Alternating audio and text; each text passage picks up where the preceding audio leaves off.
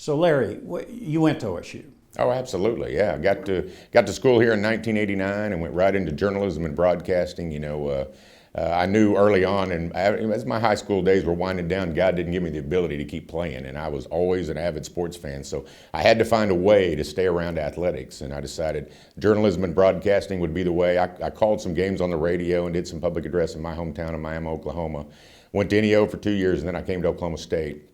And immediately knew this was my new home. I fell in love with OSU, even though maybe I grew up rooting for a different team, but it didn't take me 10 minutes to realize this was my team. So what year did you graduate? I graduated in '87, went to NEO for 2 years, and then came here in 1989. And I went into journalism and broadcasting, and Dr. Ed Paulin was doing a program that I think Dave Hunziker does now called Sports Practicum.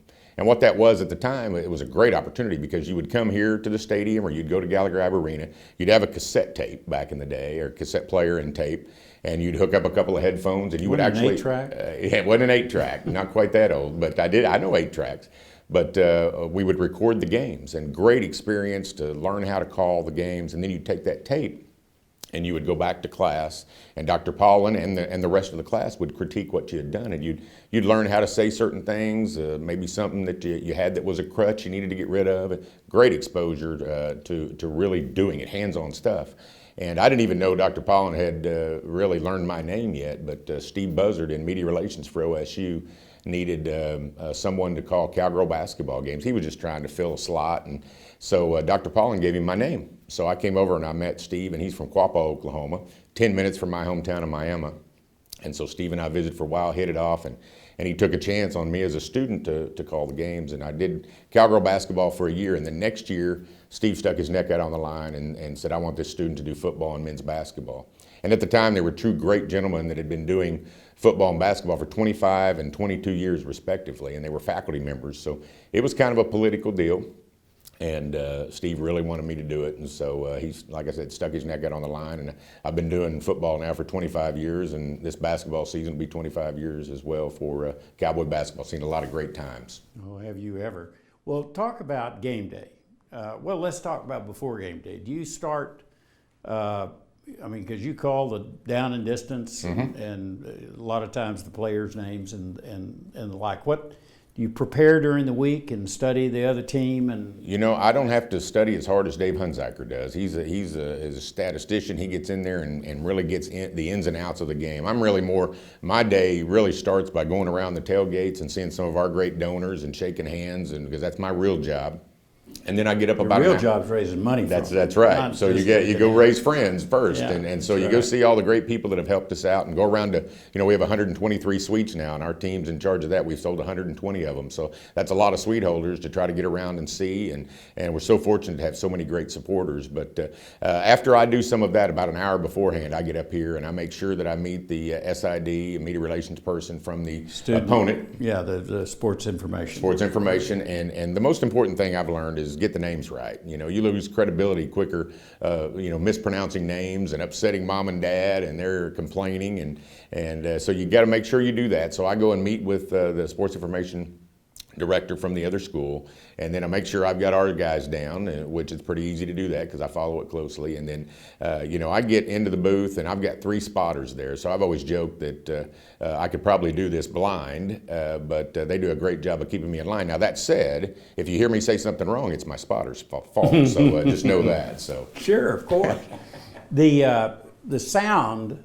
There's new sound in the stadium, isn't there? I mean, it's a lot better, it seems. I don't think people realize how hard it is to get good sound in a stadium like this. It's open air. You don't know which way the wind's going to be blowing. You don't know how many bodies are going to be in the seats, and it's just different from game to game. And so we've worked so hard through the years. Coach Holder is really obsessed with trying to get the sound right, because he, for the longest time, in his seats down close to the field, he could never hear anything. And so we've really worked hard on that. We even put in some major speakers on top of Gallagher Ibe Arena that they were vibrating so much last year that it felt like an earthquake in our Gallagher Ibe suite. So we've had to tone that down a little bit. But you're right, we've worked hard on that, and the sound is much better. Have you ever really messed up during a game? I've got a buddy, Keith Anderson, who's in country music in Nashville, one of my best friends. He's from Miami, Oklahoma, and also was an engineering grad here at Oklahoma State.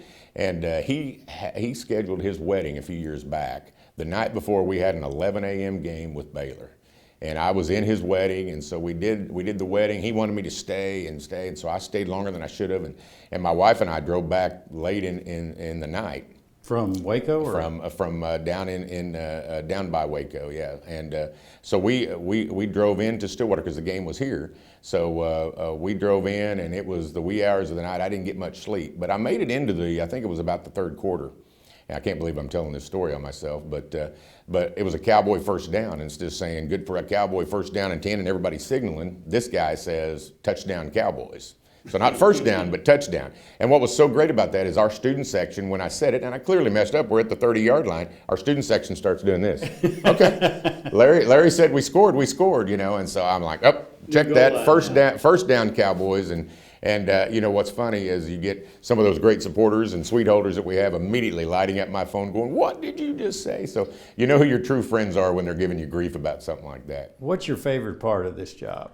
My favorite part is really the people that I've gotten to know, and because I got here in 1989, and I knew this was a family for me, and I knew this was home, and I've just met so many great people, coaches, players, but also fans and supporters, and it's. But a lot of people probably more now do, because about something we want to talk about here a second, but they know your voice, but they don't really know you. Now, if you're in basketball, they know you, of course. But in football, you're up in that booth over there in the corner. Nobody sees you, but they hear you. Yeah. Well, that's exactly right. But, our fans are great fans. And so I think a lot of them do feel like they kind of know me because of basketball. And I've been doing this for 25 years. So it's a tremendous group, and I'm just proud to be a part of it. What guy gets to be not only a fan of his favorite team, but gets to be the fan that has the microphone. And so I've been doing that since I was a student, and nobody's kicked me out of the booth or out of my courtside seat yet. So I'm very fortunate to get to do what I get to do. Well, you had a very unfortunate period here in recent months, and you're of course known as the voice. Yeah. And in part that may be because that's all they know you by is your voice. Right. But you do have great pipes. I've told you that. Well, I appreciate it. My dad takes all the credit for that, by the way. But you were diagnosed with throat cancer. Right. Yeah, and you know what? Always in the back of my mind, I thought throat cancer would be the worst thing that I could get, because I love being able to use my voice for my alma mater. And so when I was diagnosed, the first thing, when you hear cancer, it's a kick in the gut, and it was the scariest thing I'd ever heard. And, I put my head down for a second. My wife, Jimmy, in the doctor's office hugged me, and we hugged it out for about 90 seconds. And then I started thinking about our Coaches versus Cancer kids. And I was always emotional about introducing those kids at basketball, but I got inspiration from them. I thought, if those kids can do it, I've got to toughen up here. And they inspired me to just 90 seconds later start fighting. So I called Dr. Don Crawley, who's one of our team docs, is a little after 5 o'clock on that day. I think it was a Thursday.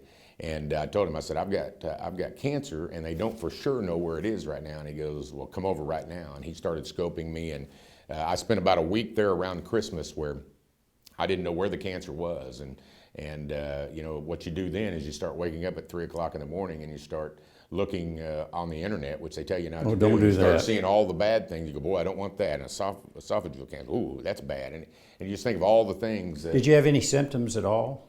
That's really what my message is now. If your body's telling you something, listen to it. Don't be an idiot like I was, because I had a lymph node that was swollen up probably for about 4 months, and I kept looking in the mirror, and nobody noticed it, but I kept going, what is that?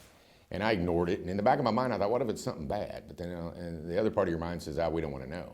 Well, you really do want to know. So if you see something on your skin, or you have a lymph node or something, just make the appointment and go to your doctor. I could have really cost myself by letting that go and the cancer spreading somewhere else. But Dr. Crawley and my team of doctors, they did an amazing job of finding it. It was at the base of my tongue, so that's called throat cancer. And even though I thought it was going to be the worst thing for me, it actually ended up being one of the best, because it's highly treatable. I ended up calling Boone. Coach Holder and I called Boone, and I said, Boone, I got one chance at this, and I want to watch my daughter.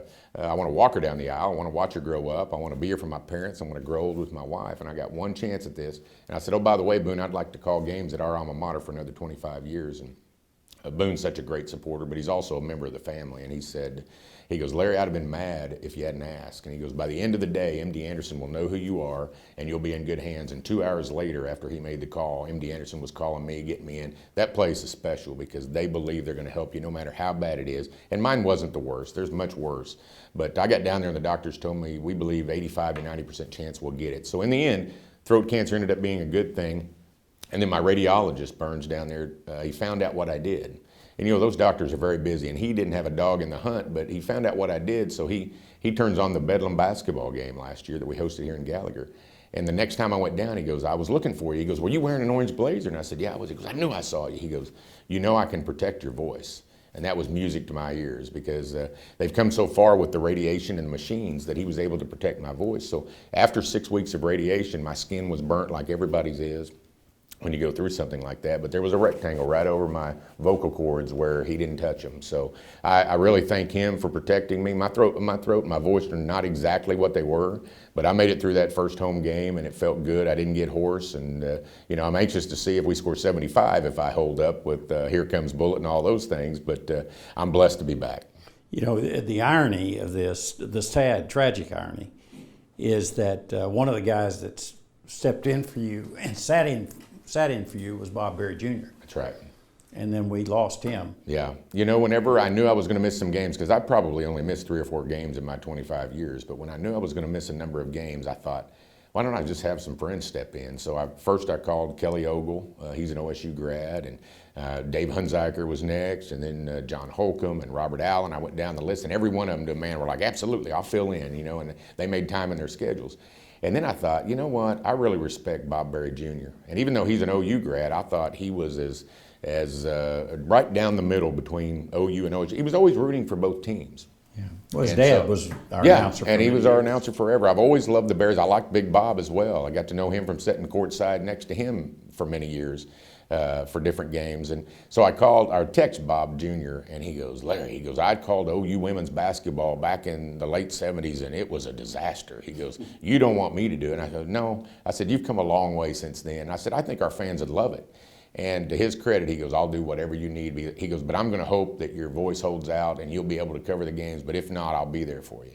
And he had a blast. That night, he was lighting up my phone every time out. He was going, this is awesome. And then he said, I'm already hoarse and it's just now halftime, but I'm having a blast. He had a great time. And then I just hate that we lost him because he was such a big personality and such a big part of Oklahoma. But I do love the fact that we were friends and he was there for me when I needed him.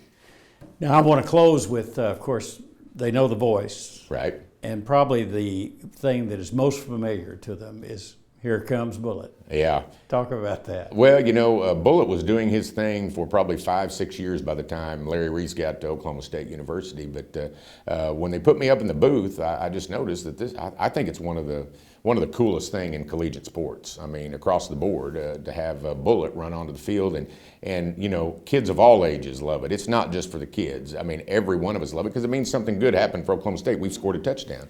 And so I just thought, Bullet needs an introduction. So I just tried it one night, and I think I watched enough of The Tonight Show with Johnny Carson that's where I got it. Here comes Bullet.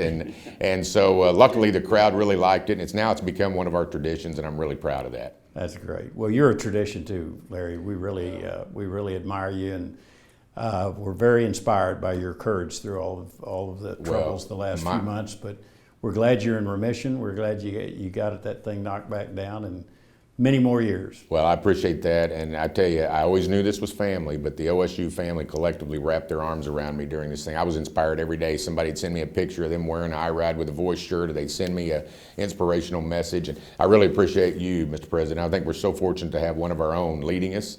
I've felt that way since you took over. But I appreciate your support, the support of Kirk Jewell, Coach Holder, and of course Boone Pickens and all of my OSU family. I really believe the prayer posse got me through it, so I'm truly blessed. That's great. Go Pokes. That's right, go Pokes.